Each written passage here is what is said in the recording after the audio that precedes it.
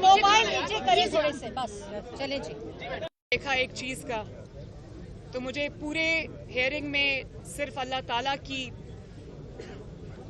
याद आ रही थी और मैं ये सोच रही थी कि भले आजमाइश आ जाती है इंसान पर, झूठ बोला, बुहतान लगाया, 6 साल इसी में गुजर गए। आजमाइश थी, लंबी थी, लेकिन अल्लाह ताला ने आज सुरखरू किया।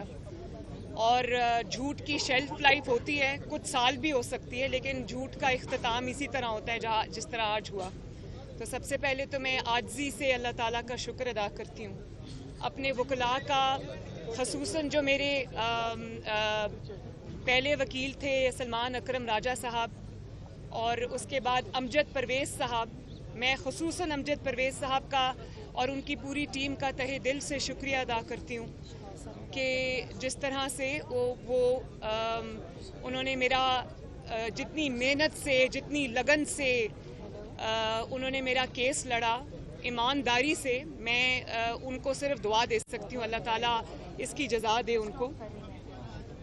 बात करा दें अगर कराएं। 1 मिनट। अस्सलाम वालेकुम uncle.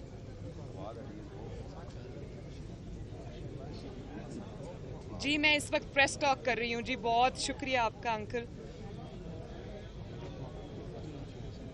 Thank you uncle ji, thank you very much uncle. आपको भी मुबारक हो जी, थैंक यू जी, अल्लाह हाफिज़ जी, थैंक यू। और मैं मियाँ साहब को अभी ये कह रही थी कि भले आप पे आजमाइश आई, 6 साल 7 साल हो गए, आपको एक झूठ का सामना करना पड़ा। अल्लाह ताला ने उस आजमाइश में भी आपको साबित कदमी दी, और आज अल्लाह ताला ने जब आपको सुरखरू करके निकाला है तो पहले से ज़्यादा इज्जत दे के निकाला है। मेरा ये नहीं ख्याल कि पाकिस्तान की तारीख़ में कोई भी ऐसा सियासी लीडर आया है जिसका इतना कड़ा एहतसाब हो, जिसके ऊपर इतनी बड़ी मुश्किलात के पहाड़ टूटे हों। कोई सियासी लीडर इस किस्म के एहतसाब से नहीं गुजरा, और कोई सियासी लीडर इस तरह से सुरखरू नहीं हुआ जिस तरह से सुरखरू आज नवाज शरीफ साहब को अल्लाह ताला ने किया। मुझे ये भी याद है कि जब पनामा के लिए ये पनामा का शोर उठा तो नवाज शरीफ साहब को, उनका ज़ाहिर है जब आपने कुछ नहीं किया होता तो आपका पहला रिएक्शन ये होता है कि आप ये कहते हैं कि मैं इसको फेस करूंगा, मैं इसका जवाब दूंगा। तो नवाज शरीफ साहब ने यही किया। उनके जो रुफ़का हैं, उनके दोस्त हैं, उनके चाहने वाले, उन्होंने उनको ये कहा कि ये कोई लीगल मुकदमा नहीं है, ये कोई कानून की बात नहीं है, आपको ये सज़ा के लिए पूरा ट्रैप सेट किया जा रहा है। तो आप इस मुकदमे में आप इस मुकदमे में ना पेश हों, आप अपना जो भी आपको हासिल है, जो भी इम्यूनिटी आपको मिलती है वो आप ले लें, और आप ये ना करें, क्योंकि इनका ये मकसद आपको सज़ा देना है। ये आपकी जो तावील है, जो आपकी लीगल आपके पॉइंट्स हैं, जो हकायक हैं, वो ये नहीं सुनेंगे। लेकिन नवाज शरीफ साहब ने ये कहा कि नहीं, मैं इस एहतसाब को फेस करूंगा, मेरी बेटी भी फेस करेगी, मेरी ख़ानदान भी फेस करेगा, मेरे बच्चे भी फेस करेंगे, इंशाअल्लाह ताला वो सुरखरू होंगे। तो आज वो अल्लाह ताला ने दिन हमें दिखा दिया। लेकिन अब ये भी देखें आप कि जिस शख्स ने ये इल्ज़ाम लगाया नवाज शरीफ साहब के ऊपर, जिसने झूठ बोला, जिसने बुहतान लगाया, जिसने पूरी अपनी 25-30 साला सियासत नवाज शरीफ के ऊपर बेस करके की, आज मैं उस शख्स का चेहरा देखना चाहती हूँ। वो आज क्या सोचता होगा, आज उसके पास कहने को क्या है। इस केस के मुतालिक जो इसके हकायक हैं, मेरी ज़बान पे ताला लगा रहा, क्योंकि केस अदालतों में था, जजेस के सामने था, तो मैं उस पर ज़्यादा गुफ्तगू नहीं की मैंने। लेकिन अब क्योंकि अल्लाह ताला ने सुरखरू किया, आज फैसला आया, अब मैं इसके ऊपर डिटेल्ड एक प्रेस कॉन्फ्रेंस जो है वो मैं ज़रूर करूँगी 1-2 दिनों में। लेकिन देखें, मैं आज उससे ज़रूर ये पूछना चाहूँगी कि अल्लाह ताला ने तुम्हें नाकाम भी किया, तुम्हें झूठा भी साबित किया, तुम्हें साजिशी भी साबित किया, अब तुम क्या करोगे? तुम जितनी चाहे झूठी तावीलें लेकर आओ, लेकिन हकीकत यह है कि तुम नाकाम हुए हो, اور نواز شریف کو اللہ تعالیٰ نے سرخرو کی ہے. اور انشاءاللہ تعالیٰ اللہ تعالیٰ وہ دن بھی لائے گا. آپ ڈار صاحب کو دیکھ لیں. ڈار صاحب جس پرائم منسٹر کے جہاز پہ گئے تھے, اللہ تعالیٰ اسی پرائم منسٹر کے جہاز پہ ان کو لے کے آیا. جنہوں نے ان پر الزام لگایا انہی کے صدر نے ان سے اوتھ لیا, اور آج وہ پوری آب و تاب کے ساتھ وزیر خزانہ, اللہ تعالیٰ نے ان کو ایک بار پھر پاکستان کی خدمت کا موقع دیا. تو اسی طرح انشاءاللہ بہت جلد اب نواز شریف صاحب بھی واپس آئیں گے.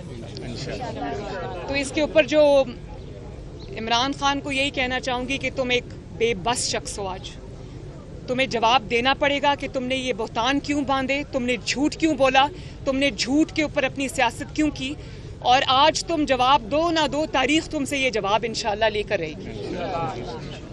اب آپ آ جائیں وہ جو کل لیکس سامنے آئی ہیں. مریم, پہلے مقدمے کے حوالے سے ایک سوال لے لیں کہ یہ مقدمہ پاناما والا یہ عمران خان نے آپ کے خلاف نہیں بنایا تھا, اور جس دور میں بنا تھا وہ آپ بھی جانتی ہیں, اور اسٹیبلشمنٹ اس کے پیچھے تھی. تو آپ نہیں سمجھتی کہ اس میں صرف عمران خان قصوروار نہیں ہے, اسٹیبلشمنٹ بھی قصوروار ہے؟ اس کا بینیفیشری کون ہے؟ اس کا بینیفیشری کون ہے؟ تو سازشی کون؟ نواز شریف صاحب کو ہٹا کر جو آج سازشی ہے نا, وہ بھی کہیں دور بیٹھا ہوا ہے.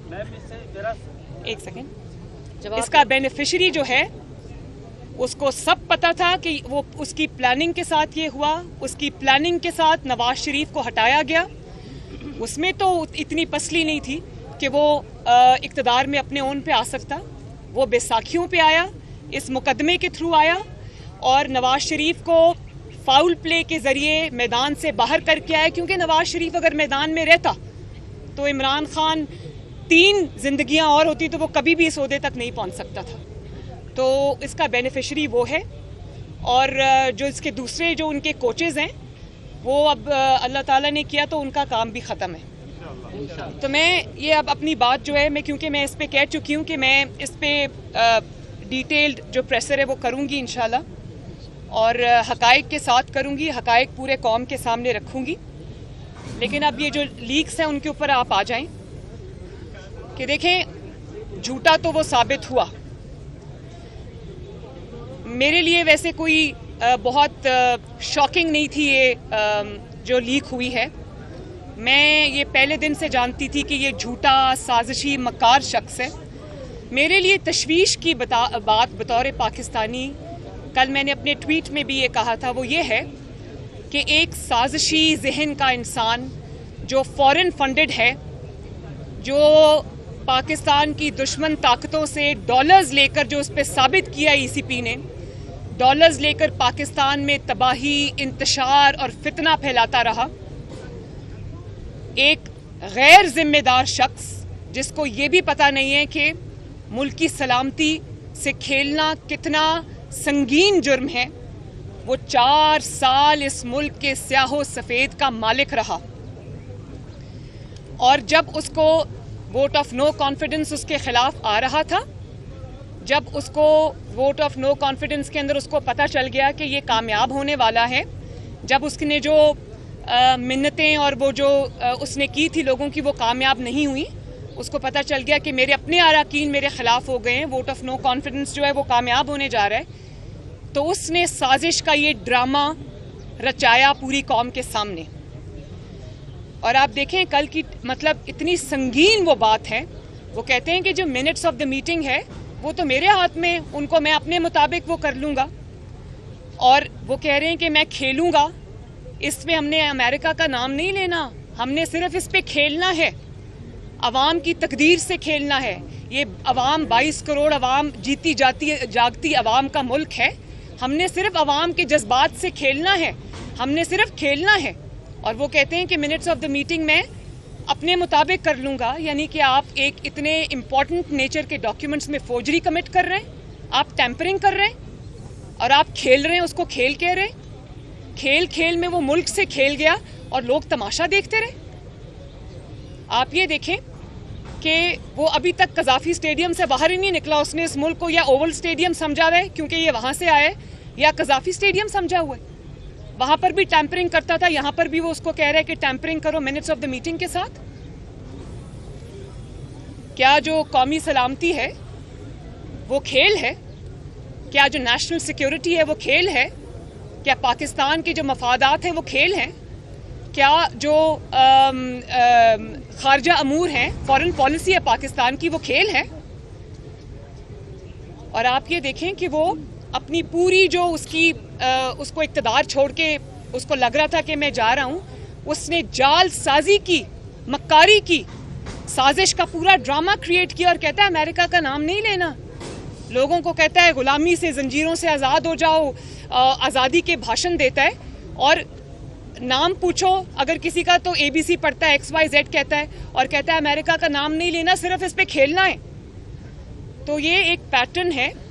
آپ یہ دیکھیں کہ جو انسان کس طرح یہ جو پاناما والی سازش کے تھرو اقتدار میں آیا، RTS بٹھایا اپنے اقتدار کی خاطر، اس کے بعد فورن فنڈنگ لی غیر ملکی قوتوں سے، اس سے ملک کو ڈی سٹیبلائز کیا، پتہ نہیں وہ پیسے کہاں کہاں استعمال ہوئے، اس سے ملک کو ڈی سٹیبلائز کیا۔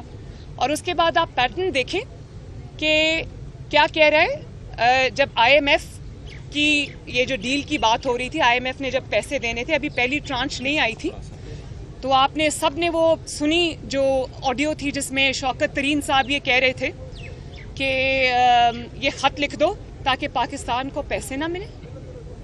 پہلے آپ نے IMF کے ساتھ معاہدہ کیا، اس میں پاکستان کو گروی رکھ دیا، اس کے بعد جاتے جاتے اس معاہدے کو فلاؤٹ کر گئے، اور پھر آپ کے اندر اتنی ہمت ہے کہ آپ اتنی بڑی غداری کر رہے ہیں کہ اپنے لوگوں کو کہہ رہے ہیں فون کر کے خط لکھو کہ پاکستان کو پیسے نہ ملے۔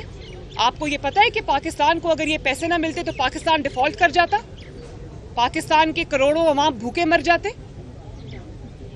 اس قسم کے شخص کی ذہنیت پہ انسان کیا بات کرے سوائے حیرانی کے۔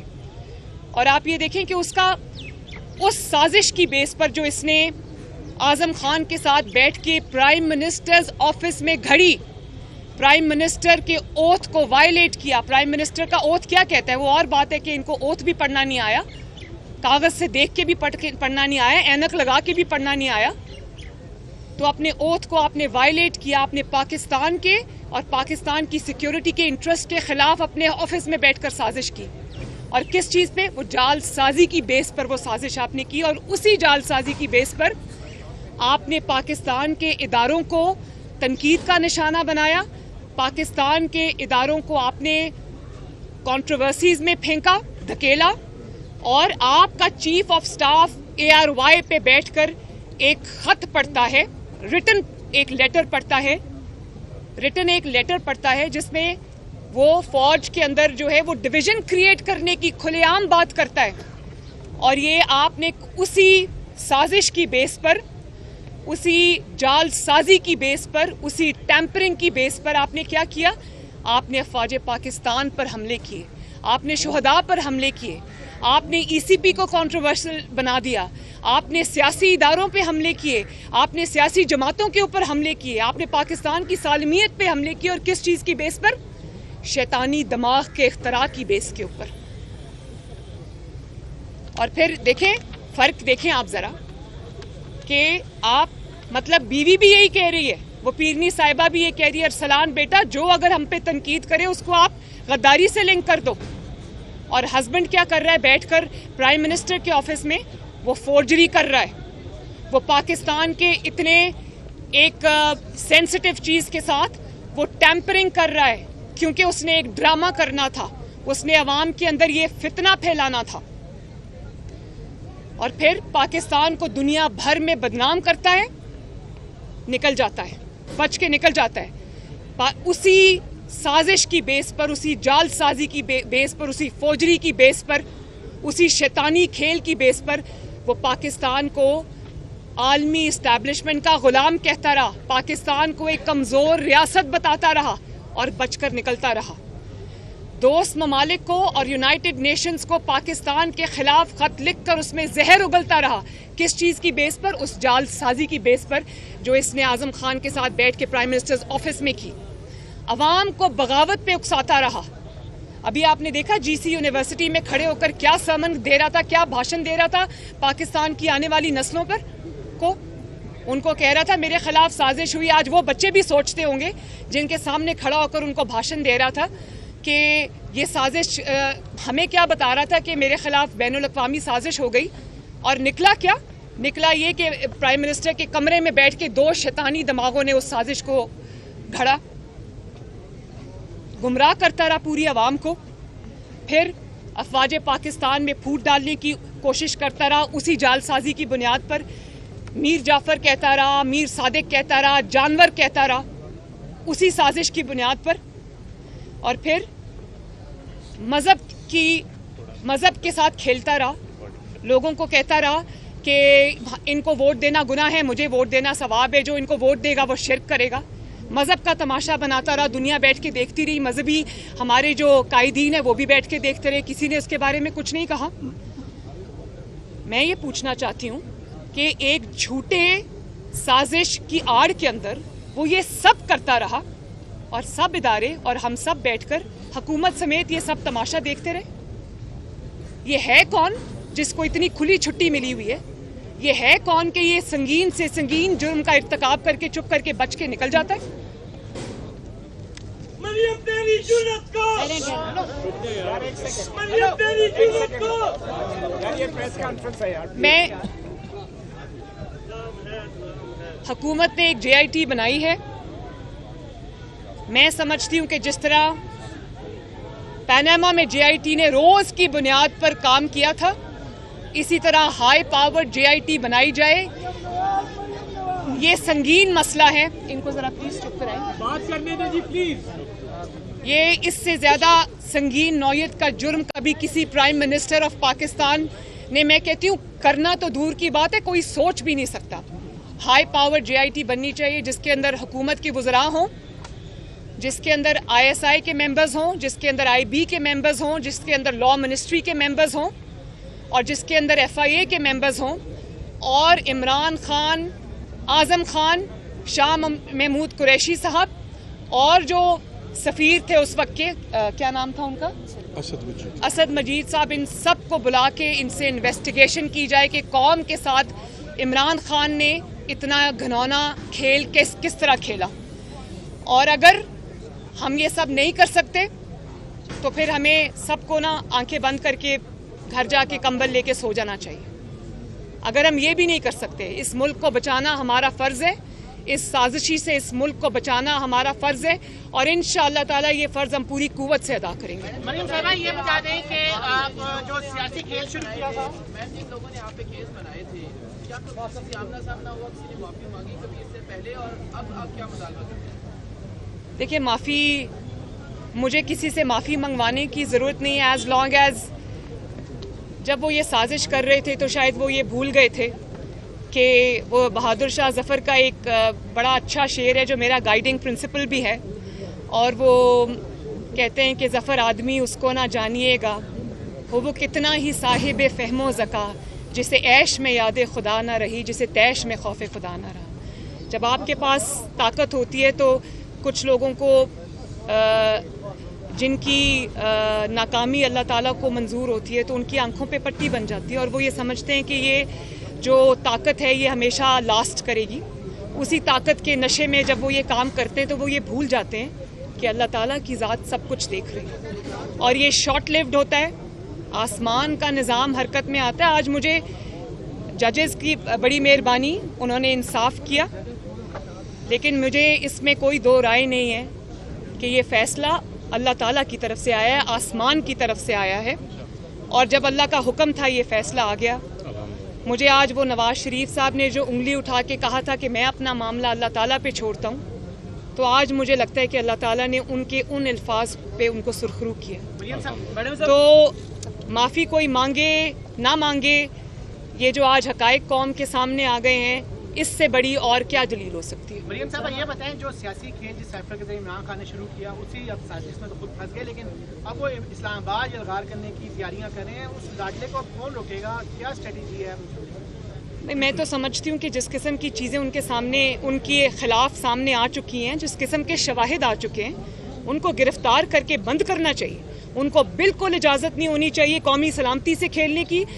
پاکستان کے استحکام سے کھیلنے کی, پاکستان کی معیشت سے کھیلنے کی, کیونکہ 4 سال یہ بہت کر چکے, وہ اب بھی کر رہے ہیں. تو وہ کسی کا لاڈلا اگر ہوگا تو ہوتا رہے, ہمارا لاڈلا وہ بالکل بھی نہیں ہے, اور انشاءاللہ تعالیٰ اب اس کو قانون کا سامنا کرنا پڑے گا. میڈم مریم صاحبہ یہ بتائیے گا کہ آڈیو کی ابھی آپ نے بات کی, تو آپ کی بھی آڈیو آئی ہیں جس میں پیٹرول کے حوالے سے آپ چچا کو کہہ رہی ہیں کہ میں یہاں پہ ایسا کروں گی, اور آپ پیٹرول کی بھی بات کر رہی ہیں, صحت کارڈ کے حوالے سے بھی بات کر رہی ہیں, پھر اپنے دماغ بڑا اچھا کیا, بہت اچھا کیا. مشرف کے حوالے سے بھی کہہ رہی ہیں, تو یہ بتائیں کہ اس پہ آپ کیا کہنا چاہیں گے, کیونکہ عوام تو یہ کہتی ہے آپ کے دل میں عوام کا درد ہے, لیکن یہاں ایک منٹ, اب بات ختم ہو گئی نا, میں نے سوال سن لیا. اب مجھے بڑا اچھا کیا یاد کرا دیا, اتنا امپورٹنٹ پوائنٹ میرے دماغ سے نکل جاتا. میں آج کیونکہ پرائم منسٹر نے خود ہی اس دن قوم کے سامنے کہہ دیا یہ بات, انہوں نے کلیریفائی کر دیا. جہاں تک میرے داماد راحیل منیر کا تعلق ہے تو بالکل وہ میرے بیٹوں سے بڑھ کے ہے, میرے لیے بہت اچھا بچہ ہے. ایک پرانے کاروباری خاندان سے اس کا تعلق ہے, خود بھی وہ اپنے جو خاندان کا کاروبار ہے اس کو وہ چلاتا ہے, دیکھتا ہے. تو کل مجھے کسی نے عمران خان کی سٹیٹمنٹ بھیجی کہ مریم کو شرم آنی چاہیے کہ وہ انڈیا سے داماد کے لیے مشینری منگوا رہی تھی. تو میں یہ کہنا چاہتی ہوں, میں عمران خان کی کسی بات کا جواب نہیں دینا چاہتی. میری نظر میں وہ اس قابل نہیں ہے کہ اس کا نام بھی لیا جائے, لیکن شرم عمران خان کو آنی چاہیے, کیونکہ میرے داماد کی جو مشینری آئی تھی وہ عمران خان کے دور میں آئی تھی جب وہ پرائم منسٹر تھے. تو شرم تو پھر عمران خان کو آنی چاہیے, حالانکہ جائز کام تھا. وہ آدھی مشینری اس کی تب آ گئی تھی. پھر آدھی مشینری کے لیے انہوں نے جب ایپلیکیشن دی تو انہوں نے کہا کہ میری آدھی مشینری آ چکی ہے, آدھی کی وجہ سے میرا پلانٹ جو ہے وہ نہیں چل پا رہا. تو انہوں نے جب ایپلیکیشن دی تو پرائم منسٹر آفس میں اس کو چیک کیا گیا, تو انہوں نے, مجھے فخر ہے اس بات کا کہ پرائم منسٹر نے کہا کہ نہیں, یہ قانون اب تبدیل ہو گیا ہے. پہلے انڈیا سے مشینری الاؤڈ تھی امپورٹ, اب امپورٹ پہ بین لگ گیا, تو آپ کہیں اور سے مشینری منگوا لیں, یہ مشینری نہیں آئے گی. تو انہوں نے کہا میں خود بتا دوں گا. انہوں نے یہ بات مجھے بھی بتائی, راحیل کو بھی بتائی, اور ہم نے کہا بالکل ٹھیک ہے. کسی نے نہ کوئی اس کے بعد اس معاملے کو اٹھایا نہ کچھ کیا. تو انہوں نے بھی قانون کا احترام کیا, میں نے بھی اپنے ملک کے قانون کا احترام کیا, اپنا جائز چیز بھی چھوڑ دی, اپنا جائز حق بھی چھوڑ دیا, لیکن قانون کے خلاف کچھ نہیں کیا. دوسری بات میں نے جب پرائم منسٹر کو پیٹرول کی قیمتوں والی جو ہے اس میں ان کو کہہ رہی ہوں کہ جب آپ یہ ڈیسیجن کرتے ہیں پیٹرول کی قیمت والا, کیونکہ عوام کے اوپر اس سے تکلیف آتی ہے, عوام کے مسائل میں اضافہ ہوتا ہے جب قیمتیں بڑھتی ہیں, تو جب یہ اعلان ہونا چاہیے ٹی وی پہ تو اس میں ہنسنا کھیلنا یا کوئی غیر سنجیدگی کا مظاہرہ نہیں ہونا چاہیے اس چیز کو, کیونکہ لوگوں کے اوپر تکلیف آ رہی ہے, آپ اس کا اعلان کر رہے ہیں. تیسری بڑی اچھی بات کی آپ نے صحت کارڈ کی. آپ وہ صحت کارڈ والی آڈیو دوبارہ نکال کے سنیں. اول تو 5 میں سے 4 آڈیو ساری میرے بارے میں آئی ہیں, اپیرنٹلی یہ پرائم منسٹر ہاؤس کی لیکس ہیں, لیکن وہ ساری مریم نواز کے بارے میں ہیں. مجھے یہ پتہ ہے کہ یہ کہاں سے ہو رہا ہے. یہ عمران خان بھی شامل ہے, اس کا کوچ بھی اس میں شامل ہے. ہاؤ ایور 20 منٹ کی بات میں سے آپ نے وہ 2 لائنز نکال لی, وہ بھی جھوٹ. آپ وہ آج سنیں, میں پرائم منسٹر کو کہہ رہی ہوں, پوری میں نے تمہید باندھی. میں نے کہا یہ جو ہیلتھ پروگرام ہے وہ نواز شریف صاحب نے لانچ کیا تھا, میں نے اس پر محنت کی تھی دن رات. ہم نے جگہ جگہ جا کے as prime minister Nawaz Sharif صاحب نے مجھے ساتھ لے کے جا کے انہوں نے یہ ہیلتھ پروگرام لانچ کیا تھا. اس کو پیچھے سے میں دیکھتی تھی, کیونکہ عوام کی فلاح و بہبود کا وہ ایک تھا, اس میں غریب لوگوں کے اتنے بڑے بڑے آپریشن سرجریز جو ہیں وہ مفت ہوتے تھے. تو میں نے کہا کہ یہ بڑے طریقے سے یہ شو کرتا ہے کہ جیسے ہیلتھ کارڈ اس نے کیا ہے. تو میں نے پرائم منسٹر کو کہا کہ آپ اس کو اون کریں. میں نے یہ کبھی نہیں کہا کہ آپ اس کو بند کریں. میں عمران خان نہیں ہوں کہ جب بائی الیکشنز آئے تو حمزہ نے جو 2000 یونٹ سے کم جن کی بجلی خرچ ہوتی تھی 200 یونٹ سے کم جن کی بجلی خرچ ہوتی تھی تو اس نے ان کے لیے بجلی فری کر دی. عمران نے کورٹ میں جا کے وہ بند کرا دیا. میں وہ نہیں ہوں. میں نے تو یہ ہیلتھ پروگرام بنایا ہے. تو میں نے پرائم منسٹر کو کہا آپ اس کو اون کریں, اور آپ نے کیسے اس لفظ کو اس چیز کو اس طرح سے آپ نے انٹرپریٹ کر لیا کہ میں نے کہا اس کو بند کریں. کیسے میں اس کو بند کرنے کا کہہ سکتی ہوں جبکہ مجھے پتا ہے کہ کروڑوں عوام اس سے فائدہ اٹھا رہے ہیں. आज ज़रा दोबारा घर जाके उस ऑडियो को ज़रूर सुनिएगा. आपने भी साइफर पे कहा है कि JIT कायम की जाए. इमरान खान भी कह रहे हैं कि अगर साइफर पे तहकीकात हो तो मैं असेंबली में वापस आने के लिए तैयार हूँ. दोनों तरफ से तहकीकात का मुकाबला हो रहा है, रुकावट हो रही है. नहीं, तहकीकात किसकी? जालसाजी की? जालसाजी की तहकीकात नहीं होती. जालसाजी में तयन करके उसको सजा दी जाती है. तयन हो चुका है, वो अपने मुंह से मान रहा है कि मैंने इस पे खेलना है, मैंने नाम नहीं लेना, मिनट्स को हमने टैंपर करना है. इसके बाद अब इसके बाद अब इन्वेस्टिगेशन कौन सी रह जाती है? इसके बाद सजा देनी बाकी है, वो उसका मैं इंतजार कर रहा हूँ. हसन, आप दोबारा जो है वो एल हो चुकी हैं, आप इलेक्शन लड़ सकती हैं. अल्लाह का शुक्र है. तो क्या इसी दौर के अंदर आइंदा साल इलेक्शन है तो हम आपको देखें किसी असेंबली में, पंजाब असेंबली में या कौमी असेंबली में? इंशाल्लाह ज़रूर देखेंगे. ये नवाज शरीफ साहब, शहबाज शरीफ साहब और मेरी पार्टी फैसला करेगी कि मुझे कौन सा इलेक्शन लड़ना है, कब लड़ना है. तो अल्लाह ताला के बाद ये जमात मेरी फैसला करेगी. बिल्कुल करेंगे, ज़रूर करेंगे इंशाल्लाह ताला. साहबा शादरा से आपको इलेक्शन की दावत देते हैं. शादरा NA 123 से ऑडियो और वीडियो लीक होने का सीजन चल रहा है. इमरान खान की भी एक वीडियो का जिक्र हो रहा है, राना सनाउल्लाह कर चुके हैं. आपकी भी एक मुबैना वीडियो है जो नैब लाहौर में थी, जब आपसे मोबाइल फ़ोन और डिवाइस पकड़ा गया था. अगर हैकर के हाथ वो लग गई और ये सिलसिला ऐसे ही जारी रहा तो क्या पाकिस्तानी सियासत इसकी मुशामिल हो सकती है या ये सिलसिला रुकना चाहिए? अच्छा, थैंक यू वेरी मच. अगर मेरी वीडियो जो नैब में इन्होंने बनाई थी वो, और मैं रात को अपने नाइट सूट में थी, ये कमरे पे इन्होंने 12 बजे धावा बोला, 15-20 लोग थे और एक ने इसी तरह मोबाइल पकड़ा हुआ था, वो मेरी वीडियो बना रहा था. तो अगर तो वो ये मोबाइल वीडियो रिलीज़ करते हैं तो इससे ज़्यादा उनके लिए शर्म की और नामोशी की कोई बात नहीं है कि एक आप खातून जो कि आपके पास कैदी है, कैदियों के भी हकूक़ होते हैं, भले वो मासूम हो, उन्होंने कोई जुर्म ना किया हो, पॉलिटिकल कैदी, उसके भी कुछ हकूक़ होते हैं. आपने उसकी इजाज़त के बगैर आपने उसके कमरे पे रात को धावा बोला, आपने एक खातून की वीडियो बनाई और उसके बाद आप वो कहते हैं कि हम रिलीज़ करेंगे. करें रिलीज़, ज़रा दुनिया भी देखे कि आपने कैद में, जो मरियम नवाज़ ने अपने मुंह से आज तक नहीं कहा, क्योंकि मैं विक्टिम कार्ड प्ले नहीं करती, मैं औरत कार्ड प्ले नहीं करती. अच्छा है वीडियो रिलीज़ करें ताकि पूरी पाकिस्तान को और पूरी दुनिया को ये पता चले कि मरियम नवाज़ के साथ जेल में इन्होंने क्या किया. आपसे मोबाइल फोन दूसरी बात जब वो वीडियो बन रही थी वो नैब का अपना दिया हुआ था.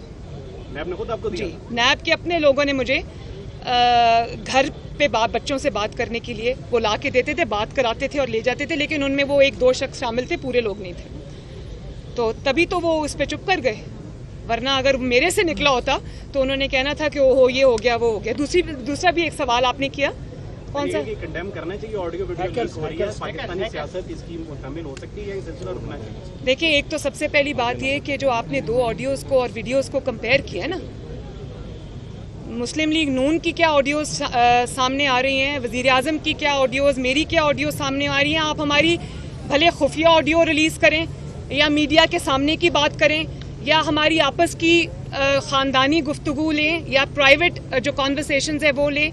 मुस्लिम लीग नून की जो भी ऑडियो बाहर आएगी उसमें ये होगा कि ये मुल्क के हमदर्द हैं, ये कानून का एहतराम करते हैं, मुल्क के लिए सोचते हैं. और आप दूसरी साइड पे देखें, इनकी जो ऑडियोज़ इमरान खान समेत उसकी पूरी जमात की जो ऑडियोज़ जो वीडियोज़ सामने आ रही हैं वो इतनी ख़तरनाक है कि मैं तो ये सोच रही हूँ कि मुल्क दुश्मन जिसको अब जो गद्दार के ज़िम्मे में आता है, मैंने ये लफ्ज़ कभी किसी को नहीं कहा, लेकिन जो गद्दारी का मुर्तकिब हुआ है, आपने उस इंसान को, उस गद्दार को आपने इस मुल्क की किस्मत से खेलने की इजाज़त दी.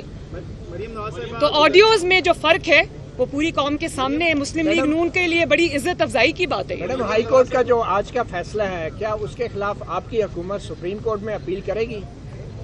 किस चीज़ की अपील?